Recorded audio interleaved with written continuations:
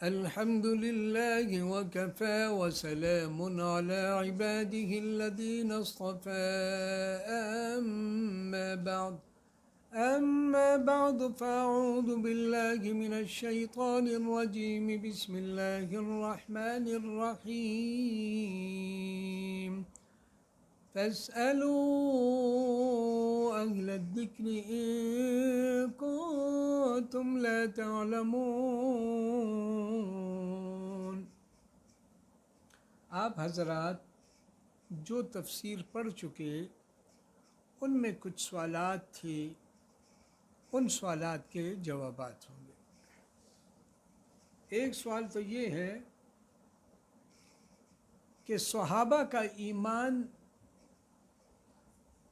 کیا معیاری ایمان ہے؟ صحابہ کرام کا ایمان کیا معیاری ایمان ہے؟ جیسے ہم ایک چیز کو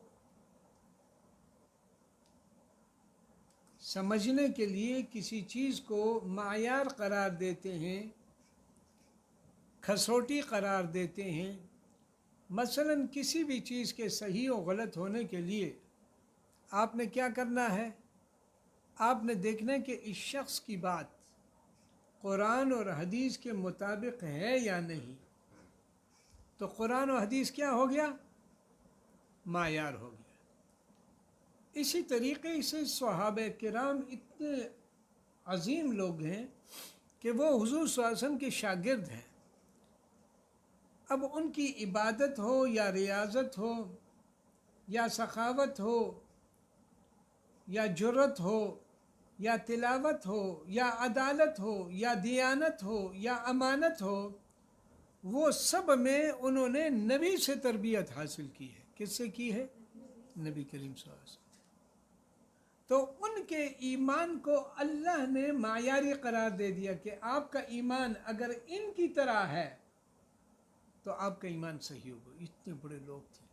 جیسے ہم کہتے ہیں نا، اگر آپ گھر میں کہیں کسی سے، مرد سے ہی کہتے ہیں کہ بھائی یہ کپڑا ہمیں چاہیے، تو ہم کہتے ہیں بھائی ہمیں تو سمجھ نہیں آتی، آپ ہمیں نمونہ دے دیں۔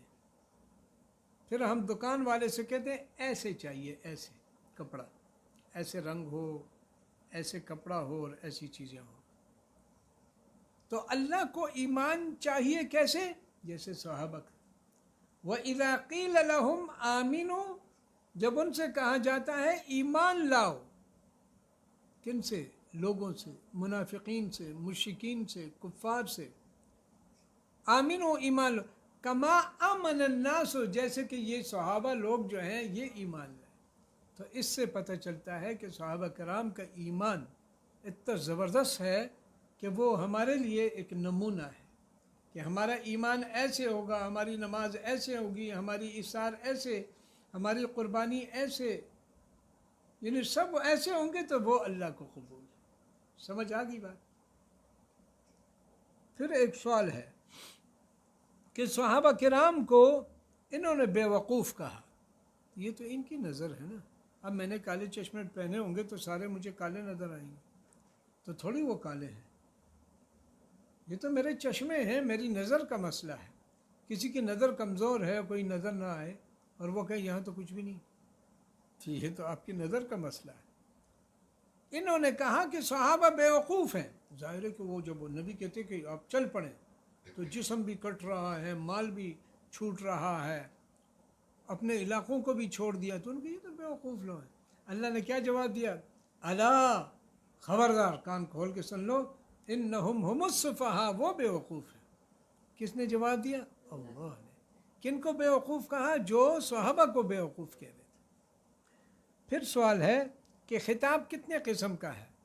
میں نے بتایا تھا کہ خطاب جو ہے یا ایھا الذین آمنوا، ایمان والو، یا ایھا الذین کفروا، کافرو، یا ایھا النبی، اے نبی، یا ایھا الرسول، رسول، اور یا ایھا الناس، سارے لوگوں۔ تو خطاب کی کئی قسمیں ہیں۔ کیا انسان کی تخلیق کے لیے فرشتوں سے مشورہ لیا؟ اللہ تعالیٰ نے فرمایا اذ قال ربک للملائکۃ انی جاعل فی الارض خلیفہ، میں زمین میں خلیفہ بنا رہا ہوں۔ تو اعتراض ہوتا ہے کہ اللہ نے ان سے پوچھ کر کام کرنا تھا۔ نہیں، ان کو خبر دینی تھی۔ دیکھیں نا، دو کے ذمے آپ سے میں یہ کام کرتا ہوں تو آپ کہیں آپ ہم سے پوچھیں؟ نہیں، میں خبر دے رہا ہوں، بتا رہا ہوں کہ یہ کرنا ہے میں نے۔ کوئی سمجھ آ گئی؟ فرشتوں نے کیسے کہا کہ انسان خون بہائے؟ ابھی تو انسان پیدا ہی نہیں ہوا اور یہ پہلے سے کہہ رہے ہیں کہ انسان خون بہائے گا۔ اصل میں انسان سے پہلے جو مخلوق تھی وہ جنات تھے اور وہ شرارتی تھے، تو انہوں نے کہا جیسے جنات ہے ایسے یہ بھی ہوں۔ سمجھ میں آ گئی ہے؟ ایک سوال ہے کہ انسانوں کا سب سے پہلے معلم اور استاذ کون تھا؟ وہ اللہ ہے۔ وَعَلَّمَ آدَمَ الْأَسْمَاءَ، آدم پہلے انسان، اور کس نے سکھایا؟ اللہ نے۔ وَعَلَّمَ آدَمَ الْأَسْمَاءَ كُلَّهَا، اللہ تعالیٰ نے ہر چیز کا نام بتا دی، صرف نام نہیں بتایا کہ یہ بادام ہے، بلکہ اس کے خواص بھی بتا دے کہ اس کا فائدہ کیا ہے۔ یہ اخروٹ ہے، اس کا فائدہ کیا ہے۔ یہ دودھ ہے، اس کا فائدہ کیا ہے۔ تو اللہ تعالیٰ نے کیا بتایا؟ اسماء کے ساتھ خواص بھی بتا دیے کہ یہ نام ہے اور یہ کام ہے، یہ نام ہے، یہ اس کا کام ہے۔ تو سب سے پہلے انسانوں کو استاذ کون ہے؟ اللہ۔ الرحمن علم القرآن، قرآن کا بھی پہلے استاد ہے اللہ، اور انسان کا بھی پہلے استاد ہے اللہ۔ اگلا سوال ہے کہ آدم علیہ السلام کو سجدے کا جو حکم دیا یہ تو اللہ کے علاوہ سجدہ ہے، اللہ کے علاوہ جو سجدہ ہوتا ہے وہ تو شرک ہے، تو اللہ تعالیٰ خود شرک کی تعلیم دے رہے ہیں؟ نہیں، اللہ کے علاوہ جو عبادت کا سجدہ ہے وہ شرک ہے، لیکن جو احترام کا سجدہ یہ شرک نہ تھا پہلے، ابھی اس سے بھی منع کر دیا۔ حضور صلی اللہ علیہ وسلم سے پہلے یہ جائز تھا کہ کوئی احتراماً کسی کو سجدہ کرے، ابھی یہ نہیں ہے نبی کے بعد، ورنہ حضور صلی اللہ علیہ وسلم نے فرمایا کہ اگر اللہ کے سوا کسی کو سجدہ جائز ہوتا میری نبوت میں تو میں عورتوں سے کہتا کہ اپنے میوں کو سجدہ کریں۔ ظاہر ہے پورے دن باہر ہوتے ہیں، دھوپ کے اندر ہوتے ہیں، بارش کے اندر ہوتے ہیں، طوفان کے اندر ہوتے ہیں، عورتیں تو گھر میں بیٹھی ہیں آرام سے۔ ہاں، عورتوں کا کام بھی بہت مشکل ہے جو مرد نہیں کر سکتے۔ ایک بچے کو بنانا، دیانتدار بنانا، امانتدار بنانا، نیک بنانا، باحیا بنانا، یہ بہت مشکل کام ہے، لیکن وہ عورتوں کے لیے مناسب۔ اب عورتیں جو ہیں وہ تھوڑی ریلوے اسٹیشن پہ بڑے بڑے بکس اٹھائے ہوئے جا رہی ہیں، ان کے ساتھ پرس اچھا لگتا، سمجھا؟ بڑے بڑے بکس کیسے اٹھائی؟ کہتے ہیں ہمیں برابر کر دو، اگر آپ کو برابر کرتے ہیں تو آپ پہ بوجھ ہوگا۔ کہتے ہیں مردوں کے برابر کر دو، کیسے برابر کر دو؟ مردوں کے برابر کریں گے تو مشکل پیش آئے، پھر آپ کو ریلوے اسٹیشن پہ بڑے بڑے بکس اٹھانے پڑیں۔ جی، شیطان مردود کیوں ہوا؟ یعنی شیطان جو فرشتوں کے ساتھ رہتا تھا تو یہ کون سی غلطی ان سے ہو گئی ہے؟ انکار کیا؟ انکار نہ کیا کریں۔ آپ کا استاد ہو، آپ کا بڑا ہو، آپ کے ماں باپ ہوں، آپ کوئی پیغمبر ہو، یعنی انکار نہیں کریں۔ تو اللہ کی بات کا انکار کیا تو ایک گناہ تو انکار کا تھا، وَاسْتَكْبَرُوا وَاسْتَكْبَرُوا، اپنے آپ کو جو بڑا سمجھتے ہیں اللہ ان کو نیچے کر دیتا، خنزیر اور کتے سے بھی نیچے۔ جو لوگ اپنے آپ کو کم سمجھتے ہیں کہ ہم کچھ بھی نہیں، سب کچھ اللہ ہے، اللہ ان کو بڑھا دیتا ہے۔ هذه الشجرة، جو اللہ تعالیٰ نے وَلَا تَقْرَبَا هَذِهِ الشَّجَرَةَ، اس درخت کے قریب مت جاؤ، تو اس سے کیا گندم مراد ہے؟ نہیں، گندم تو درخت نہیں ہے نا، وہ تو ایک پودا ہے۔ سمجھ میں نہیں آئی بات؟ اور پھر کہیں پر حدیث میں اس کا ذکر بھی نہیں گندم کا، عوام میں مشہور ہے، ہم نے تو وہ چیز دیکھنی ہے کہ جو قرآن واضح طور پر کرے یا قرآن کی تشریح میں حضور صلی اللہ علیہ وسلم فرمائے۔ تو گندم جو ہے وہ ہم نہیں کہہ سکتے۔ کیا عورت نے آدم علیہ السلام کو پھسلایا؟ بعض لوگ کہتے ہیں یہ عورت کا بڑا کام خراب ہے، انہوں نے آدم علیہ السلام کو بھی جنت میں پھسلایا۔ نہیں، قرآن کیا کہتے ہیں؟ قرآن کہ یہ فَأَزَلَّهُمَا الشَّيْطَانُ، شیطان نے ان دونوں کو پھسلایا ہے، عورت نے نہیں۔ عورت کا کیا قصور؟ عورتوں میں بھی ہماری طرح اچھے اور برے ہوتے ہیں، یہ تو نہیں کہ وہ ساری بری عورتیں ہیں، عورتوں کا بڑا کردار ہے۔ حضرت مریم عورت تھی، حضرت خدیجہ عورت تھی، حضرت عائشہ عورت تھی، حضرت فاطمہ عورت تھی، یہ عورتوں کے بڑے نیک لوگ ابھی بھی دنیا میں ہیں، ایسے ایسے نیک عورتیں ہیں کہ آدمی مردوں کو شرم آ جاتی ہے کہ یار ہم کیا ہیں۔ تو پاک بیویاں تو ہر جگہ ہے، اس لیے عورت سے کہنا اس بیچاری کو کہ یہ ہر جگہ اس نے کام خراب کیا، ایسا نہیں۔ آدم علیہ السلام نے کون سے کلمات اللہ سے سیکھے؟ فَتَلَقَّى آدَمُ مِن رَبِّهِ كَلِمَاتٍ، یعنی جب وہ بھول گئے اور انہوں نے بھول سے کیا کیا، وہ اس درخت میں سے کھا لیا، بھول کر کے۔ اللہ کہتے ہیں فنسی آدم علیہ السلام بھول گئے، تو ہم کہیں آدم علیہ السلام سے گناہ ہوا، یہ لفظ ہمیں نہیں کہنا چاہیے، کیونکہ اللہ کیا فرماتے ہیں، وہ بھول گئے۔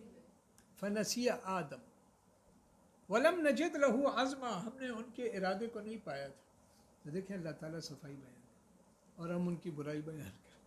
ہمیں بڑا شوق ہے کبھی صحابی کے پیچھے کبھی نبی کے پیچھے، یہ کیا ہے؟ اللہ تعالیٰ کیا فرمائے، فنسی آدم ولم نجد لہو عزما، آدم علیہ السلام جو ہے وہ بھول گئے۔ جی وہ کلمات کیا تھے جو سیکھے تھے، ربنا ظلمنا انفسنا وان لم تغفر لنا وترحمنا لنکونن من الخاسرین۔ خوف و غم میں فرق کیا ہے؟ خوف کہتے ہیں کہ ایک آئندہ ایک پریشانی آنے والی ہو تو اس کا خوف ہوتا ہے کیا ہوگا کیا نہیں ہوگا، اور غم جو چیز گزر چکی ہے اس کا غم ہوتا ہے وہ مر گیا ہے، ہاں وہ آگ لگ گئی تھی، اس کا ہاتھ ٹوٹا، اس کا پاؤں ٹوٹا، وہ ایکسیڈنٹ ہو گیا، جو ہو چکے اس پر کیا ہوتا ہے، غم۔ اور جو آنے والا ہو وہ کیا ہوتا ہے، پریشانی کی خوف کہتے ہیں۔ عرش پر آدم علیہ السلام نے محمد صلی اللہ علیہ وسلم کا نام دیکھا۔ بعض لوگ کہتے ہیں کہ جب آدم علیہ السلام پیدا ہوئے اور بعد میں پھر انہیں عرش کے اوپر دیکھے تو محمد صلی اللہ علیہ وسلم کا نام نظر آیا، اس کی کوئی سند نہیں ہے، کوئی دلیل نہیں ہے۔ سمجھ میں آ گئی بات؟ بنی اسرائیل کس کا لقب تھا؟ یعقوب کا۔ کس کا لقب تھا؟ یعقوب۔ اور یعقوب علیہ السلام کے کتنے بیٹے تھے؟ 12 بیٹے تھے۔ کتنے بیٹے تھے؟ اور ان 12 بیٹوں سے 12 قبیلے بنے، 12 بیٹوں سے 12 قبیلے بنے۔ کہتے ہیں کہ اللہ نے ان سے عہد لیا تھا اور اللہ نے فرمایا اوفو بعہدی، میرے عہد کو پورا کرو۔ وہ کیا عہد تھا؟ یہودیوں سے کہا تھا کہ جب محمد صلی اللہ علیہ وسلم آ جائے تو آپ نے ان پر ایمان لانا ہے۔ کون سا عہد تھا؟ ہاں، اول کافر ولا تکونوا اول کافر بھی، آپ پہلے کافر نہ بنے۔ تو آدمی کہتے ہیں کہ یہ کن سے کہا؟ یہ اصل میں جب حضور صلی اللہ علیہ وسلم مکے سے آئے 13 سال بعد، نبوی بننے کے 13 سال بعد، تو مدینے میں آئے۔ اب پہلے تھے کافر مشرک، وہ تو پہلے سے کافر۔ اب جب مدینہ آئے تو جو یہودی تھے تو انہوں نے بھی، بعضوں نے جنہوں نے انکار کیا تو ان سے کہا کہ ولا تکن، آپ کیوں کافر، پہلے کافر بنتے ہو مدینہ میں؟ تو یہ مراد ہے ان سے۔ اور کہ ولا تشتروا بآیاتی ثمنا قلیلا، آپ جو ہے تھوڑی سی قیمت پر ہماری آیات جو ہے اس کے بدلے میں تھوڑی قیمت نہ لے۔ یعنی مطلب یہ ہے کہ ہماری آیات میں رد و بدل کر کے، یہ یہود ایسے کرتے تھے اور پھر ان سے پیسے لے لیتے تھے۔ اللہ نے فرمایا آپ اس کے بدلے میں، تورات کے بدلے میں یہ تھوڑی قیمت لیتے ہیں، تو اس کا کیا مطلب کہ زیادہ قیمت لے سکتے ہیں؟ پوری دنیا بھی اس کے مقابلے میں تھوڑی ہے۔ تو یہ مراد ہے، یہ نہیں کہ اب آپ نے 100 ریال لیے تو 200 لے لیتے تو ہو جاتے، یہ مراد ہے۔ یہاں کہا ہے واقیم الصلاۃ وآتوا الزکاۃ وارکعوا مع الراکعین، تو واسجدوا کیوں نہیں کہا؟ ہم کہتے ہیں چونکہ اقیم الصلاۃ میں نماز قائم کرو لیکن رکوع کرنے والوں کے ساتھ رکوع کرو۔ کیا مطلب؟ یعنی نمازیں تو تھی ہر نبی کی، کوئی بیٹھ کر نماز پڑھتا تھا، کوئی سجدے میں اس کی نماز ہوتی تھی، کوئی کھڑا رہتا تھا، لیکن رکوع جو ہے یہ ہمارے نبی کے اس میں جو نماز تھی اس کے اندر تھا۔ یعنی مطلب یہ آپ محمد صلی اللہ علیہ وسلم والی نماز پڑھیں جس میں رکوع بھی ہے۔ سمجھ آ رہی ہے؟ آل فرعون سے کیا مراد ہے؟ آل تو اولاد کو بھی کہتے ہیں لیکن صرف اولاد کو نہیں کہتے، کیونکہ اولاد یہ تو سینکڑوں ہزاروں لوگ ان فرعون کے ساتھ تھے، ان کو آل فرعون کہا، جو کہ موسیٰ علیہ السلام کے پیچھے جا رہے تھے، اور ان کے ہم نے آل فرعون کو غرق کر دیا۔ تو آل فرعون سے کیا مراد ہے؟ صرف اولاد نہیں بلکہ پیروکار بھی ہے۔ کیا ہے؟ پیروکار بھی۔ کوہ طور پر جب یہ دیکھیں، یہ سمندر ہے، ختم ہو گیا یہ سمندر ہے، اس سے یہ جب پار کر دیا یہاں، تو یہاں پر ہارون علیہ السلام جو موسیٰ علیہ السلام کے بھائی تھے وہ تھے، اور جو لوگ یہاں پر موسیٰ علیہ السلام نے 70 آدمیوں سے کہا آپ میرے ساتھ چلیں کہ اللہ مجھے کتاب دینے والے ہیں، تو آپ میرے ساتھ چلیں۔ سمجھ آ گئی بات؟ تو وہاں پر وہ لوگ کیا ہوئے؟ چلے گئے 70 آدمی۔ کتنے آدمی گئے تھے؟ 70 آدمی گئے۔ میدان تیہ کیا ہے؟ میدان تیہ کیا ہے؟ وہ میدان جس کے اندر یہ 40 روز تک، کتنے روز؟ 40 سال تک سرگردان تھے، یہ سزا کے طور پر کہ انہوں نے بات نبی کی نہیں مانی، تو اللہ نے 40 سال تک ایک میدان کے اندر ان کو گھمایا، سرگردان تھے۔ اب یہ کون سا ہے؟ مصر اور شام کے درمیان یہ ایک میدان ہے۔ کہاں پر ہے؟ مصر اور شام کے درمیان، یہ جگہ یاد، یہ نہیں کہ آدمی کے لاہور اور کراچی کے درمیان۔ کون سی جگہ تھی؟ مصر اور شام کے درمیان۔ اور پھر کہا کہ آپ اس بستی میں چلے جائیں، ادخلوا هذه القرية، اس بستی میں چلے۔ تو بستی کون سی تھی؟ بیت المقدس۔ بستی کون سی تھی؟ بیت المقدس۔ تو یہ چند وہ سوالات تھے جو کہ بنتے تھے کہ یہ سوالات، اس کے جوابات کیا ہیں۔ بہرحال دعا فرمائے، اللہم صلی علی محمد وعلی آل محمد کما صلیت علی ابراہیم وعلی آل ابراہیم انک حمید مجید، یا حی یا قیوم برحمتک نستغیث۔